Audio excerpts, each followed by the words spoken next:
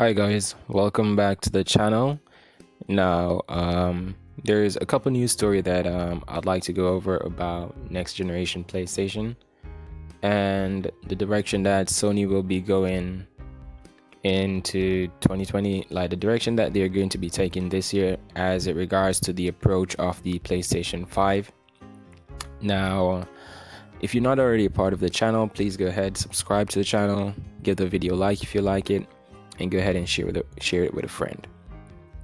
Now, yesterday we got news that Sony PlayStation won't be attending E3 this year, and it gets you thinking, like, the condition that E3 is in right now. It's not really in a good condition, to be honest. E3 is struggling to keep a foothold in the gaming world or in the entertainment world. It's an annual press conference where publishers, gaming companies that make hardware and software go to show off their product, go to announce new services and new games. But lately, there hasn't been much need for E3 anymore. The rise of YouTube and social media is kind of making E3 a bit obsolete. Sony recognized that, hey, they can just put on their own press conference, or they can just host their own event, and it will be just as effective. Now you might be saying, why would Sony want to do this? Why wouldn't they want to be a part of E3? It's like the biggest showcase. Now, Sony being market leader with the PS4, they can afford to take some risk and try out a few new things. So what I think they're trying to do is create an event that is solely about PlayStation. So instead of them having to share in a stage with Microsoft, Bethesda, EA, Ubisoft, and all the other major publishers, Nintendo, they have a stage for themselves. All PlayStation fans will be in the crowd, and they get to present their show how they want it and when they want it. Now, they're not going to be at E3 this year. They've already confirmed that. So E3 for 2020 is going to be Xbox, Nintendo, and some major publishers like EA, Bethesda, Ubisoft, and probably a few others. Now, you might be saying that, well, that's not enough. You don't want to be you got to be 2020 is where Microsoft is going to be talking more about the Xbox Series X.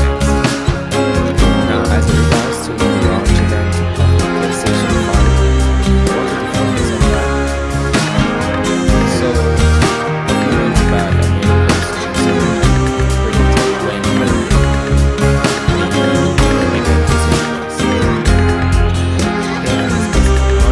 And I also gave a specific date. Now, I'm expecting Sony to do so you can look out for that. Now, on my Instagram page, each other date of the post is a couple months back, 2019. So I'm expecting the PS5 to be announced. Well, the launch of the PS5 to be on February 12th, 2020.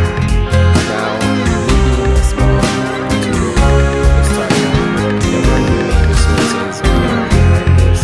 It's only speculation, and if this thing turns out to be true, then it is like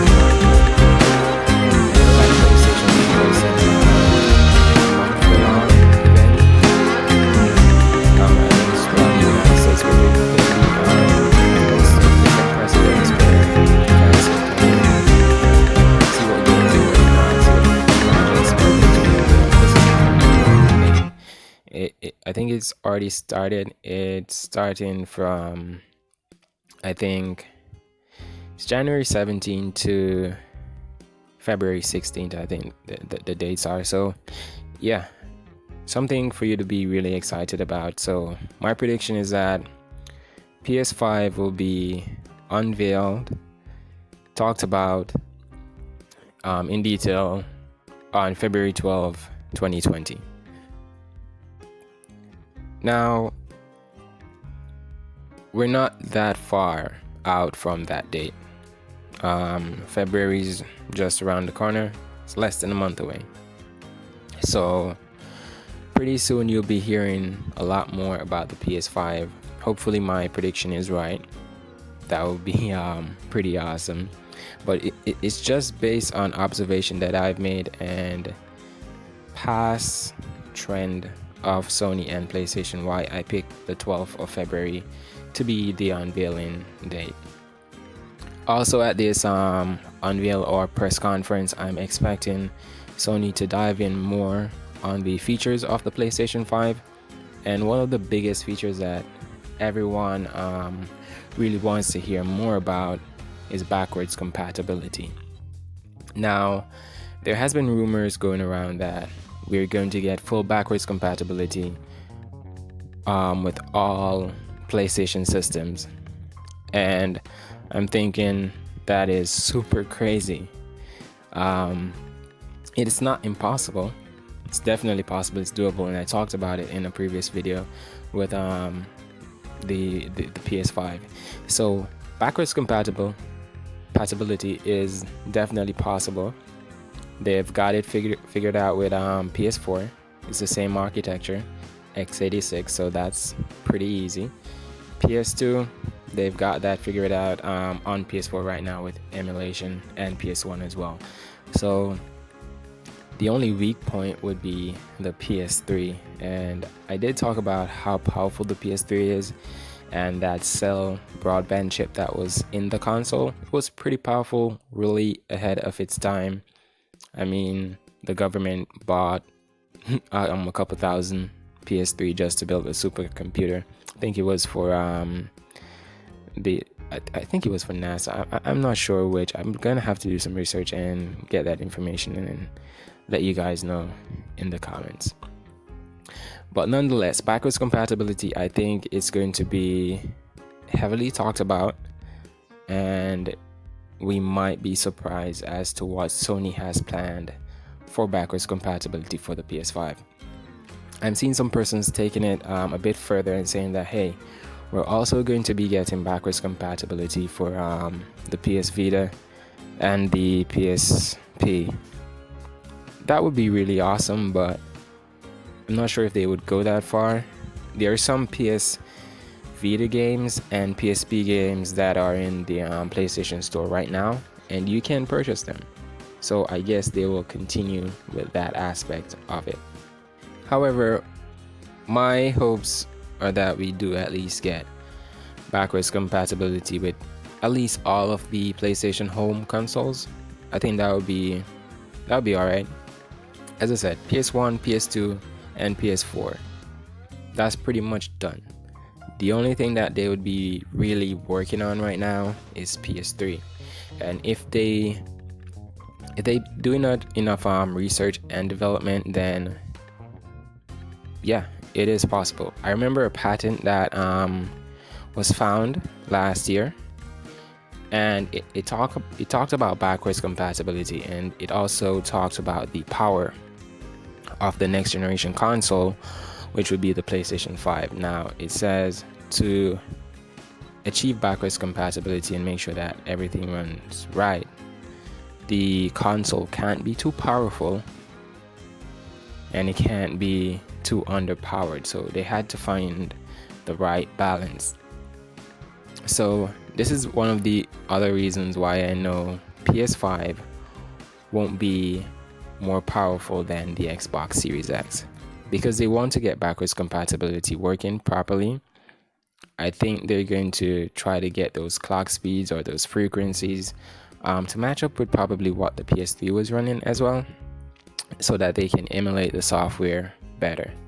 So I think that's a reason. So if Xbox Series X is at 11, 12 T-flops, I'm expecting the PlayStation 5 to be in the 10s. Around, I don't see it going over 10 teraflops. So yeah, lowest I'm seeing it is probably 9.5 T-flops, which will be alright because it will be on the RDNA 2 architecture. That is what I believe, RDNA 2.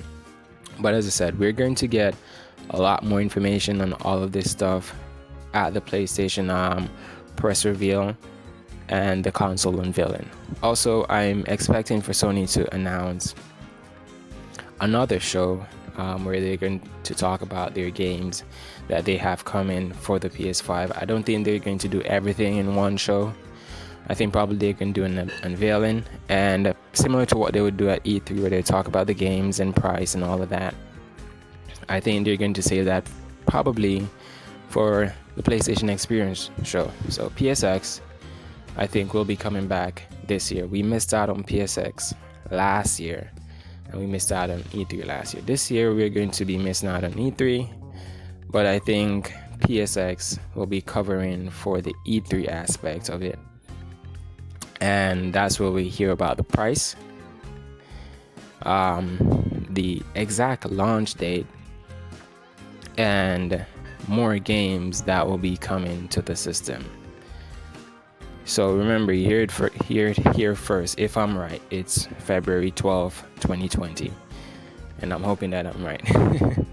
Really hoping that I'm right.